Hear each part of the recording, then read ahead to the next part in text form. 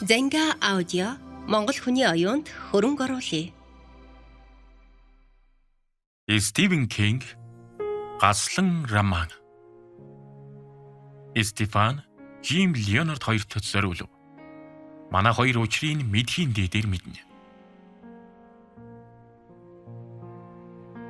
Шүтэн Африк.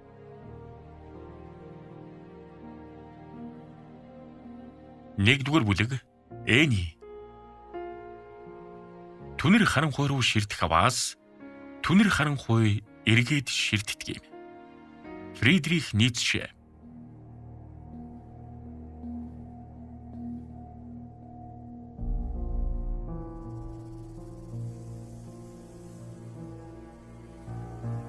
Амэр нэг.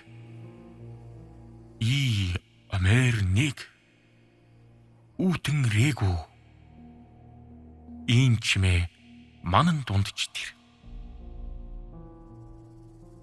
Тэр сонин дуу чимээ лугших өвдөлттэй адил заримдаа хэсэгхэн намд хагаад гагцхүү сааралдсан манан л өөрийг бүчж байлаа. Харанхуй байсан. Тийм ээ. Харанхуй байсныг л санаж байна. Тэгвэл арай дээрдж байна гэсэн үг юм болов уу? Гэрэл бий болсугай. Бүүдгэрч байсан хамаагүй. Өнөөх гэрэл нь сайн байсан инээ тэрийг гэдэг үстэй. Манан дунд хачин чимээнүүд харанхуйд бас дуулдж байлгүй яалаа. Хэлж мэдсэнгүй. Асуугаад ч нэмэр байна уу ер нь? Бас л хэлж мэдсэнгүй.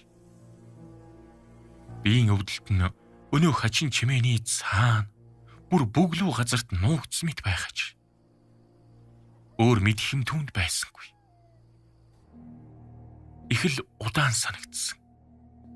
Нилээд хугацааны туршид.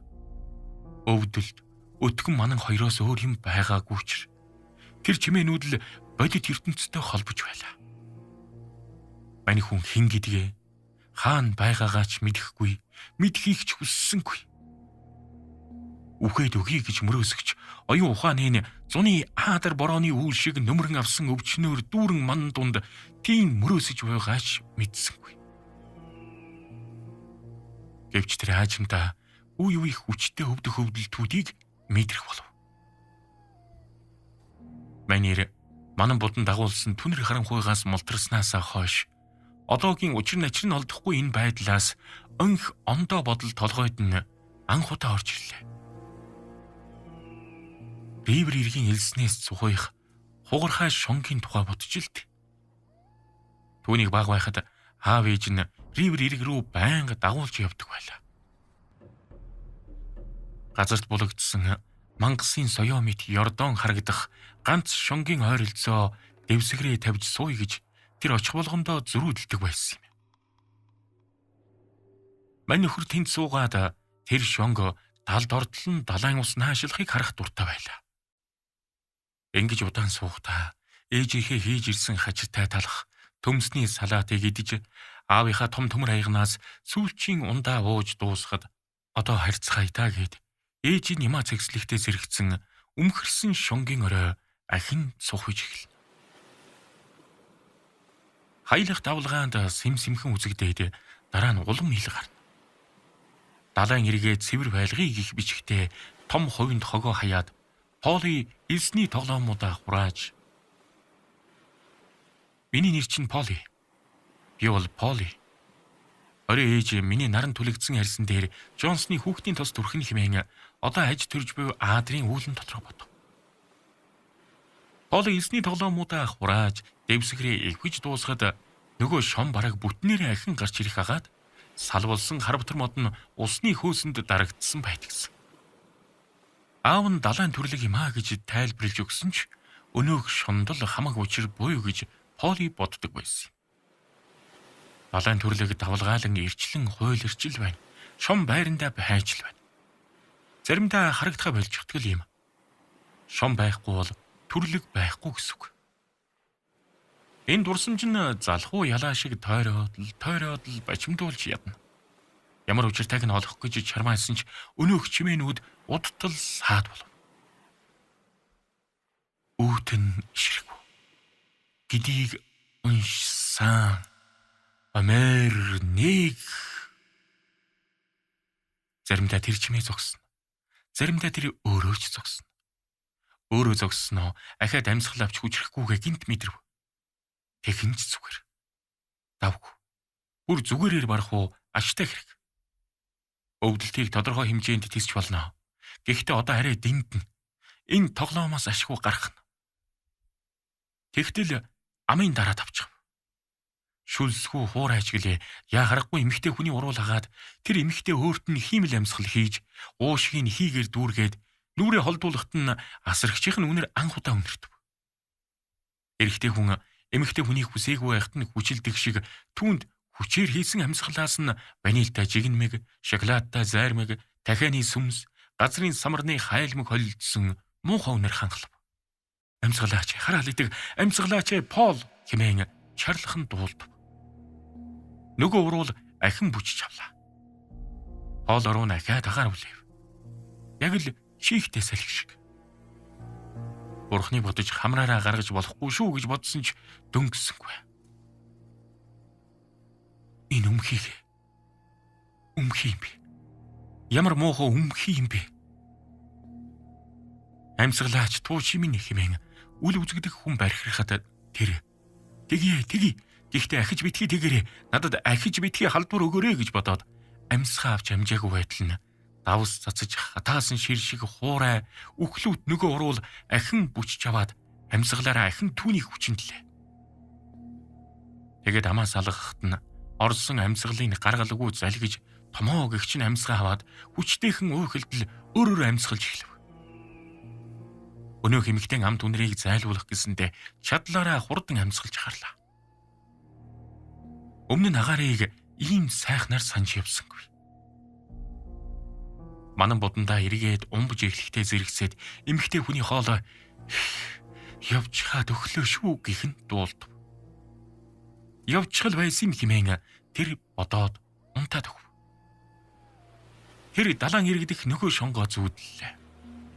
Гараа сунгаад хар ногоон амт цавтай гадаргууг нь илж болмоор тийм бодитоогоор зүүдлэв.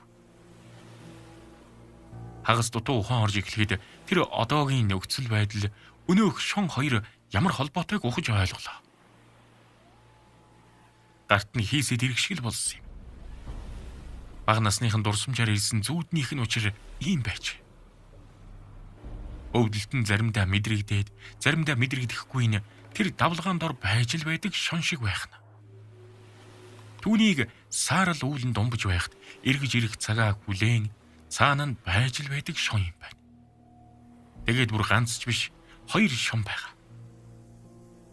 Сэхэ орхоос аль эрт яарсан хоёр шон бол өөрийнх нь хоёр хөл гэдгийг мэдэрлээ. Нилээд удасны эцэст омголдсон уруулаа муухан хөдөлгөөд би хаан байна гэж орныхон дэргэд гартаа ном барин сууж байгаа эмэгтэйгээс сөнгөд асуулаа. Тэр номыг бичсэн зохиолч нь Пол Шелдон ажээ. Өөрийнх нь нэр байна гэж юр гайхалгүй танив. Арайхийн ам нэгтэн тэр эмэгтэй Колорадо Сайдвинд иргэснэ. Намайг Эни Уилкс гэдэг. Би гэтэл Пол би мэднэ. Чи миний номер 1 шүтэн биш гэж. Эмэгтэй нэмсгэлэн зөв гэлээ. Тэр чин тун зөв шүү. Харанхуй өвдөлт манан. Өвдөлтөө байнга мэдрэгдэгч тайвшралд ор заримдаа дарагдана.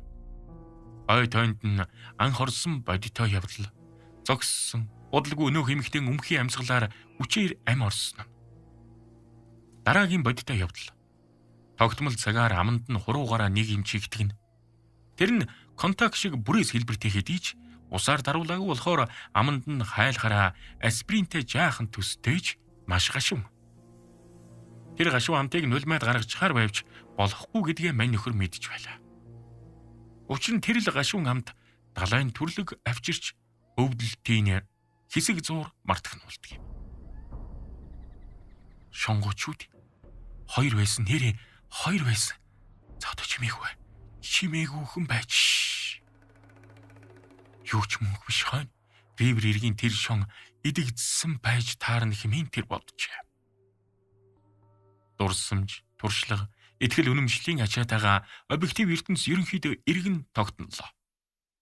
Маний нөхөр бол сайн ном, бестселлер ном гэсэн хоёр төрлөөр бичдэг Пол Шелдон гэгч. Гэр бүл зохиож үзээд хоёр ч удаа салсан. Хэтэрхий их тамхи татдаг.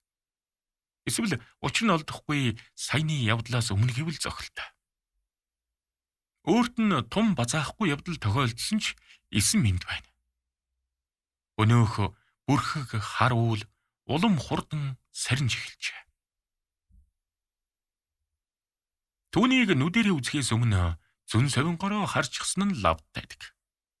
Үгүйсэн бол яхаараа тийм дүнсгэр муу ёрын дүр зургаар төсөөлөх билээ. Өрөөнд орж ирэх болгонд Райдер Хагардын зохиолд гардаг мухар сүсгтэн Африк омгуудын шүтдэг сийлбэр, хад чулуу, мөхөл суурил Полын санаанд орж ирдэг юм. Соломон хааны уурхайд гардаг Африк шүтэнээр Эни Уилксийг дүрслэх нь инээд хүрмээр авч хачин оновчтой зөвөрлөл юм. Тэр бол байн гомцдог саарл носон цамцныхаа доторх ланжгар хэрнээ дургутам сэрийсэн дэлингээс бусдаар бол огтхонч эмэгтэйлэг хэлбэр галбиргүй том биетэй эмэгтэй. Авааж оцоос нь ташаа, бүгсчгүй, ээлжэлжэр нь өмсдөг түмэн носон банзлынхан доороос цухих гойлог шилбчгүй. Гадаа хажилдаа бэлдэн унтлагын өрөөндөө орж нүднээс далдхан джинс өмд өмсдөг юм. Том биетэй ч марилэг биш. Дурвулаам, нүгсүү байтугай, хараага тогтоох онгорхоо зай завсаргүй. Голцоо эвгүй мэдрэмж төрүүлнэ. Судас шөрмөс, бүр дотор эрэхтэн хөр байхгүй мэд. Толгойноос хөл хүртлээ цул мах чигсэн тунтуу шиг санагдана. Харахаар хөдөлдөг юм шиг урдуур нь өнгөрөхөд дагуулж харж байгаа мэт санагддаг хөрөг зургийн харцнаас онц ялгаагүй хоёр нүд нь зурмал гэж Пол улам үнэмших болжээ. Хурууга хамрын нөхрөө шургуулах юм бол хумсны толионч бүтэн орлоггүй хатуу мөрдлөө баг зэрэг уян хатын юмтай тулах юм шиг саарл ноосон цамцсан гэрийн навсгар банзлан гадаа өмсдөг өнгө алдсан джинс өмдөн хүртэл тэр цул нүгсүүгүй утаслаг биеийн нэг хэсэг мэт санагдж байлаа. Гэхдээ тэр давлгаа авчирдаг юм өгдөг шүү дээ. Энэ бол давлгаа. Эни Уилкс бол далаад хаягдсан ачаа шиг эм амрун түрдэг сарны нөлөө. Эний 6 цаг тутам хоёр им өгөхдөө эхлээд аманд нь хоёр хуруугаа оруулж тэнд буйгаа мэдэгдэнэ. Төдөлгүй Пол өөрөө гашуун амтын тоолгүй хурууг нь дуртай өмгдөг болсон. Дараа нь ноосон цамц аль нэг банзлаа хуглаад цаасан хавцдаа ямар нэг номын суугвчлан орж ирнэ. Шөндөө хөвсгөр ягаан халаад хидрээд нүүрэндээ толитл тос зүргсэн орж ирээд Пол тэр тосны савыг хараагүй ч гол орцыг өлгөн хэрэлж чадна. Ланолины сүүлний үнэр хамар цоригтл үнэртдэг юм. Цонхоор тусах бүүдгэр сарыг ханхар биеэрээ халахлаад гартаа атгсан эмээ сар байхдаа зүүдэнд дарагдсан бүх нойрноос нь суг татна. Тэр нь Новрил гэх нэртэй кодейны тун ихтэй өвч намдаагч. Хаяа нэг хөтөвч авчирч өгдөг нь зөвхөн шингэн цэлцэгнүр хоолол идэж байгаагаас гадна үүлэн дунд байхад нь судсаар хоолж байсан нь Новрил ууж байгаа хүмүүсийн өтгөн хатах магадaltaй байдгаас болсон аж. Нэлээд ноцтой өөр нэг гаж нөлөөнө мэдрэг өвчнүүдэд амьсгалын замын хүндрэл учирна. Пол 18 жил шахам архаг тамхичин явсан хэрнээ тийм ч мэдрэг биш боловч дор хаяж нэг удаа амьсгал нь зогссон шүү дээ. Ман дотор санахгүй байгаа өөр нэг тохиолдлууд байж болох юм. Тэр үед Эни амаараа химэл амьсгаа хийж өгсөн. Тэр нь энгийн тохиолдол байж болох ч Эни санаандгүй тун хэтрүүлж түүнийг алхаа шахсан гэж хожим нь сэрдэх болсон юм. Хийж угаймаа сансан шигээ сайн мэддэггүй хэрэг. Энэ бол Энигээс эмээж явах шалтгаануудын ганц нь билээ. Пол сэргснээс хойш 10 гаруй хоногийн дараа 3 юм бараг л зэрэг олж мэдлээ. Эхнийх нь Эни Уилкст хэмжээний Новрил бий. Тэр бүхэл өчнөө юм ёозороо байдаг. Хоёр дахь нь өөрөө Новрилд донтсон байна. Гурав дахь нь Эни Уилкс аюултай галзуу итгээд ажээ. Өөрт нь юу тохиолдсныг хэлж өгөхөд харан ухын өмнө юу байсныг тэр санаж эхэллээ. Ухаалдаад сэрсэн нөхөр тавьдаг асуултыг асуухад Колорадо мужийн Сайдвиндер гих жижиг хотод байна гэж Эни хариулсны дараахан ийм явдал болсон юм. Дээрээс нь 8 романы нэг бүрчлэн дор хаяж 2 удаа уншсан агаад өөрийнхөө хамгийн дуртай Мизеригийн зохиолуудыг 4, 5, 6 удаа уншсан гэв. Бүр хурдан бичдэгч болоосой гэж л хүсдэг аж. Төрөвчнээс нь бичиг баримтыг шалгасныхаа дараач асарч байгаа өвчт нь үнэхээр Пол шээлдэн мөн гэдэгт итгэж ядсан гэлээ. Ингээд миний төрөвч хаана байгаа юм гэж Пол асуув.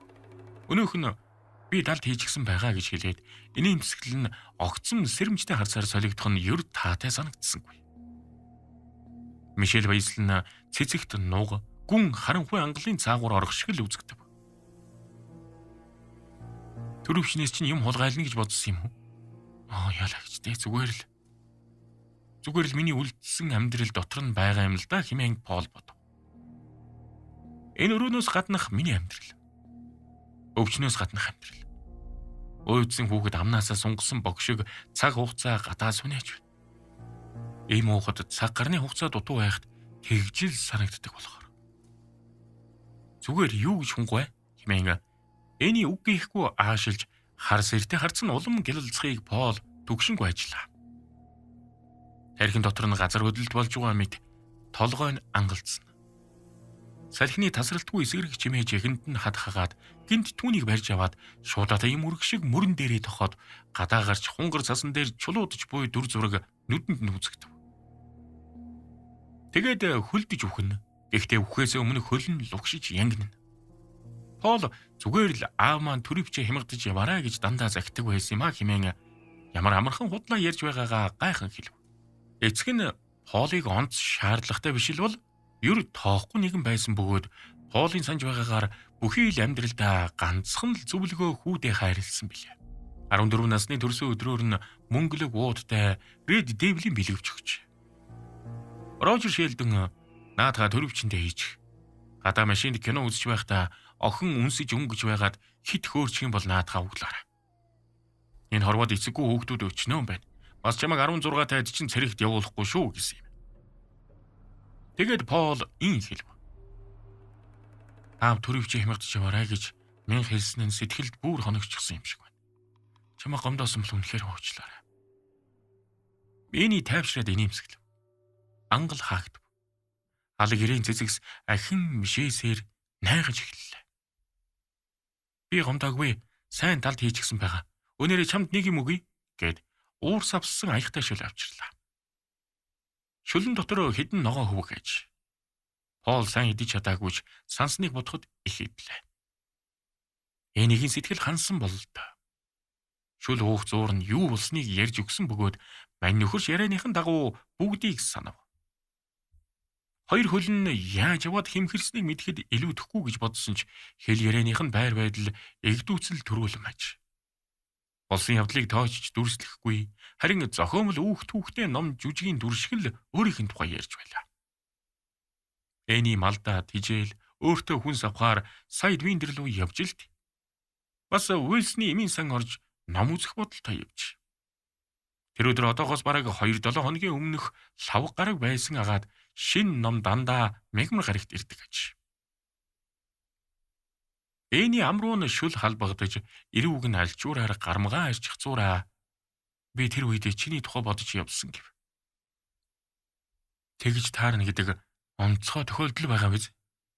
Мизеригийн хүүхд ашгүй зөөлөн хавцтай гарах нь гэдэл Деми горьдсон юм лээ.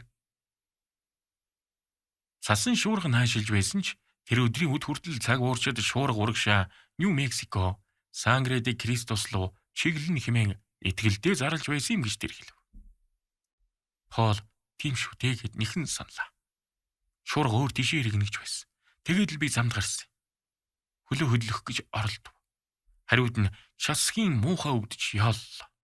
Эний битгий хөдөлгөө гэд. Пол чи хөлөө нэг хөндчих юм бол янгнаа салахгүй шүү. Им уутал 2 цаг байна. Их тунгаар өгч байхад бүр болохгүй. Би яагаад имлэгт хөвтэйгүй юм бэ? Ингэж асуувал зохилтой тодорхой байсан ч аль нь ховдоо хийлж болох эсгээ сайн мэдэхгүй байлаа. Одоо л биш. Малын дижил зардаг дэлгүүр дотор явж байтал шуурга тавихаас өмнө харий гэвэл бушуулаарай гэж Тони Робертсыг хэлэхээр нь би гэтэл танайх төвөөс хэр холбоё гэж Пол асуув. Зайтай гэж Эний цонхоор харангаа бөөрн хэлв. Тэр дуугаа сонин хураагаад хэсэг байснах зуур царайг нь хараад Пол их айлаа. Царай нь хов хоосон, уулын нугад шигдсэн цэцэг ногоо ургадгүй, ёроол нь харагдахгүй тийм нэг гүн ангалтай адилааж. Тэр нь амьдралынхаа хамаг амин чухал байр суурь, зүг шигээсээ түрхэн зуур салсан, хүүрэнж байсан дурсамжаа төдийгүй, дурсамж гихчийг умардсан эмэгтэй царай байв. Пол нэг удаа галзуугийн эмнэлэгтэй танилцж явахдаа яг ийм хувиралтай царай харж байлаа. Сүүлийн 8 жил орлогын гол их үүсвэн болсон Цуврал 4 номны эхний ном Мизеригийн судалгаа хийж явахдаа олон жилийн өмнө очсон хэрэгэлд. Нарийн хэлбэл ийм хувираагүй царайг. Тодорхойлох үг нь кататони боловч түүнийг айлгсан зүйлийг нэг үгээр яг таг оноож хэлэмгүй дөхүүлж зүүрлж болно. Төсөөлд нь байдаг махан биетэй нь бодол санаа нь адилхан болсон юм шиг тэрхэн зуурс санагдсан юм. Сул, утаслаг, нүх сөвгүй, овн тавнгүй. Тэгэд хаажмаараа царайн сэргэлээ. Бодол санаа эргээд урсан орох шиг болов. Тэгтэл жаахан энд үрснээ Пол ухаарав. Намаг шалбааг шиг усаар дүүрэх биш, халж байхан тэр. Тийм байна. Талах шарагч, бэгнүүр ч юм уу, жижигхэн цахилгаан хэрэгсэл аятай халж байна. Би Тонид шуурга урагшаа зүгэлж байгаа гэсэн. Эхлээд нозоорсон юм шиг удаан ярьж байснаа хэл ярианы хэвийн химнэлд орж ууш ярианы энгийн өнгөтэй болж эхэллээ. Тэгсэн ч Пол одоо сэрэмж авсан. Бүх хэл яриа нэг л сонин, нэг л жир бус. Энийг яриаг сонсох нь буруу хөгөөр тоглож байгаа хөгжим сонсохтой адил юмсан ч. Гэтэл мань нөхөр шуурга бодлоо өөрчилсөн гэдэг юм байна шүү. Тэгэд би золиг гэж бушуу мордъё гэсэн. Тэр төвд үлдсэн үлзийтэй байх шүү хадагтай уйлгс гэсэн. Радиогоор анхааруулсан. Айхтар нөхөр ирж яваа хамаг амтэн бэлтгэлгүй байна гэлээ. Гэтэл би чинь харихгүй болохгүй. Надаас өөр хідэн амтныг минь хооллох хүн байхгүй. Хамгийн ойрхон Фройдманых нь л байгаа. Гэтэл тэднийх эндээс өчнөөн бээрийн зайд. Тэглээч Фройдманых нь надад дурггүй. Сүүлчийн өгүүлбэрээ хэлэхдээ Полыг хаширнүүдээр ажаад хариу сонссонгүйд аягны амсар дээр халбгаа захингуу тавшоод болчихсон уу гэсэнд. Болсон цадчихлаа. Баярлалаа. Их амттай байла. Танах олон малтай юу? Учир нь мань хүн танах олон малтай бол туслах хүнтэй байж таарна хэмээн бодчихсон байв. Ядаж нэг хөлсний хүн байх учиртай. Туслах гэдэг нь жинтэй үг. Жинтэй үг юм шиг аль хэдийн санагдаад эхэлчихсэн хагаад Эний хурмын бүгд зүйдгүйг мөн анзаарч. Шалахгүй 6-7 им дахиа 2 үнэ. Тэгээд Мизер. Пол нүдээ цавчив. Нөгөөх нь Эний талд. Таны зохиосон зоригтой үдсгэлэнтэй бүсгүй нэрээр гахаа нэрлдэг яасан хөөдгүй нөхөр вэ гэж чи намайг бодох байх. Гэхдээ ийм нэрээр чамайг доромжлыг ээгвэ гэд хэсэг бодол хийлснэ. Айсан сайтай гахаа шүү гэснэ. Хамраа үрчийлгээд гахаа шиг дуугарлаа. Пол түүнийг нүдээ бүлтийлгэн ачив. Өнөөх нь анзаарсан чгүй. Ахаад ухаан санаа нь арилжчихсан. Бодолд орсон сүмгэр харцтай болж. Нүд нь орны дэргэдэх ширээний чийдэнгийн 2 бүүдгэр тусгалаас өөр гал цоггүй болж. Эцэст нь тэр ялимгүй цочсноо ийн хүүрнэ. 5 бэр давхиж байтал цас орж эхэлсэн. Хурдан бужигнж гарлаа. Энд нэг ороод ичгийн бол дандаа тэгдэг. Гэрлээ асаагаад гэлдэрч явтал чиний машин замын хажууд хүмүүссэн байхыг харсан. Тэгээд Пол руу зэмлэнгүй харж шидлв. Чи гэрлээ асаагаагүй байсан. Пол би балмагчсан юм аа гэд. Яаж балмагцснаа тэр мөчөд л саналаа. Бас их халамцуу явж байснаа арай санссангүй. Би тэгээ зогссон. Даваан дээр байсан бол би зогсохгүй байсан л д. Сайн хүний шинж биш л дээ. Гэхдээ зам дээр 7 см цас тогтчихсон өндөр машинтай байгаад ч өгсүүр газар зогсчихвол ахиад хөдлөх хэсэг нь мэдэгдэхгүй. Өөртөө Өө машинаас гараад хүнд тайгдсан дээр байхаа нэ тэрэ гэж хэлсэн амар. Гэхдээ шиний машин Родминыхаас цаашаа 3 дахь даваан дээр байсан. Тэнд тэгш газар гайгүй байдгийг. Тэгээд би замаас гараад буусан даруйдаа хүний яолох дуу сонссон. Тэр хүн чи байсан юм шүү дээ, Пол. Эний өөр юмсэгдв. Хажим Малисын нэмсгэл тодруулав. Пол Шелдний толгойд анх удаа доостод ийм бодол төрлөө. Би ч болорч энэ эмэгтэй цоо ирүүл биш юм байна.